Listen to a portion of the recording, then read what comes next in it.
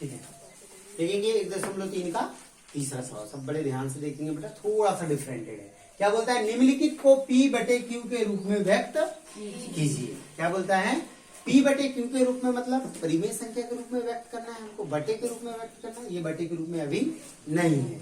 जहां P और Q क्या होगा, P और Q पूर्णांक है तथा Q बराबर नहीं है 0 के, अर्थात जो हर का मान होगा ना वो कभी क्या नहीं होगा, 0 नहीं होगा। हर 0 नहीं होगा, ठीक है। अंश 0 हो सकता है लेकिन Q का मान 0 नहीं होगा, क्योंकि Q कहाँ का होता है, हर का होता है, ठीक है। अब इसको हम हल कर रहे हैं। पहला सवाल बोलता है, पहला सवाल है 0.6 के ऊपर ये बार ये बताता है कि ये जो है इसको हम मान लेंगे। पहले तो माना, जैसे हल चालू करोगे माना, क्या मान लेंगे हम, x के बराबर में। किसके बराबर में, तो x के बराबर में आ जाएगा 0.6 के ऊपर, अर्थात इसको हम बेटे जब हल करेंगे तो हम इसको, ये बार ये बताता है कि ये जो 6 है ना कई बार आया होगा, ऐसा कर सकते हैं। क्योंकि बार ये बताता है कि वो जो 6 है वो कई बार आया है, मतलब 0.6666 हम ज्यादा बार लिख सकते हैं। कितनी बार आया वो आसान होगा, कई बार आया होगा, बहुत बार लिख सकते हैं हम उसको। तो यहाँ पे हो जाएगा, पहले किसके बराबर में लेंगे हम, x के बराबर। किसके बराबर में, फिर दोनों पक्षों में 10 का गुणा करने पर। क्यों 10 का गुणा, पहले उस बात को समझ लेते हैं अपन। 10 का ही गुणा क्यों हुआ सर, ठीक है। 100 का गुणा क्यों नहीं हुआ, 1000 का गुणा क्यों हुआ। तो आप यहां से करने के बाद ये देखोगे कि कितनी संख्या के ऊपर बार है। अगर एक संख्या के ऊपर बार है तो एक शून्यंत वाली संख्या, शून्यंत वाली संख्या कैसी होती है पता है, जो 10 है, 100 है, 1000 है, ठीक है ना, ये शून्यंत वाली संख्या कहलाती है, शून्यांत कहते हैं इनको। तो ये जो संख्या कहलाएंगी तो आप पे डिपेंड करेगा कि बार कितनी संख्या के ऊपर है। अगर एक संख्या के ऊपर बार है तो 10 का गुणा कर दोगे, 2 संख्या के ऊपर बार है तो 100 का गुणा कर दोगे, और 3 संख्या के ऊपर बार है तो 1000 का गुणा। समझ में आया बेटा, यहाँ 10 का गुणा कर रहे हैं तो समझ में आया। यहाँ लिखेंगे एक पक्ष ये है, एक पक्ष x है, तो लिख देंगे दोनों पक्षों में 10 का गुणा करने।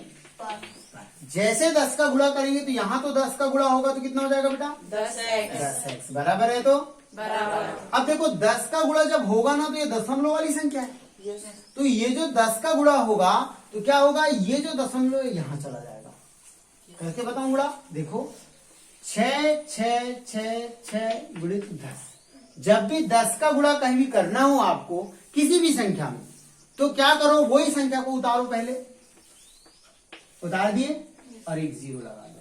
100 का गुणा करना हो किसी भी संख्या में, उस संख्या को पूरी लिख दीजिए और 2 0 लगा दीजिए। 1000 का गुणा करना है किसी संख्या में तो उस संख्या को लिख दीजिए और 3 0 लगा दीजिए। समझ में आया बेटा, इसलिए बार बार गुणा करने की जरूरत नहीं पड़ती। जब भी 10 का गुणा करो, जिस भी संख्या में 10 का गुणा कर रहे हो, आप क्या लगा दोगे, एक 0 लगा दोगे। अब यहाँ पे देखो दशमलव था, लेकिन यहाँ क्या था, 0 यहाँ भी था 0 दशमलव। कितनी संख्या बाद दशमलव था भाई, 1 2 3 4, 1 2 3 4, तो मतलब दशमलव कहाँ जाएगा, आगे बात समझ में सकते हो। तो दशमलव आ जाएगा आपका, यहाँ पे आ जाएगा कितना, 6.666। आप चाहो तो और एक 6 को बढ़ा सकते हो, ठीक, क्योंकि ये जो है अभी बार लगी वाली संख्या थी तो वो आगे तक। अब यहाँ 4 मैंने इसलिए लिख दिया कि घटाने में दिक्कत नहीं जाएगी। तो ये है समीकरण 1 और ये समीकरण 2। अब लिखोगे समीकरण 2 में से 1 को घटाने। जैसे लिखोगे बेटा ऐसा, तो देखो घटा रहे हैं, समीकरण 2 ये है, तो 10x में से x घटेगा, ठीक है, बराबर लगा दीजिए। फिर आ जाएगा 6.666 माइनस क्या होगा, इसको जब घटाओगे आप तो क्या हो जाएगा, 0.6666। 4 बार इसलिए लिख दिए दशमलव के बाद, घटाने में दिक्कत नहीं जाएगी। अब यहाँ जब इसको घटाओगे आप तो इसमें मैं घटा के बता दे रहा हूं, देखो जब आप 6.666 में से 0.666 घटाओगे तो 0 0 0 0 और 6 बचेगा। कितना बचेगा बेटा, 6।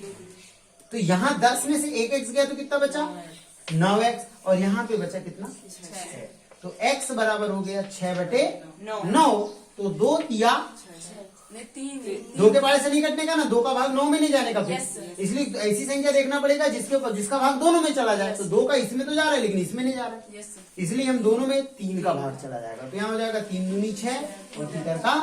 तो 2/3 वह संख्या होगी, अर्थात जो P/Q है वो कौन सा होगा बेटा 2/3 होगा। वो जो P/Q ज्ञात करने को बोला था वो 2/3 होगा। ठीक है, ठीक, इसको पूरा नोट कर लीजिए सब लोग।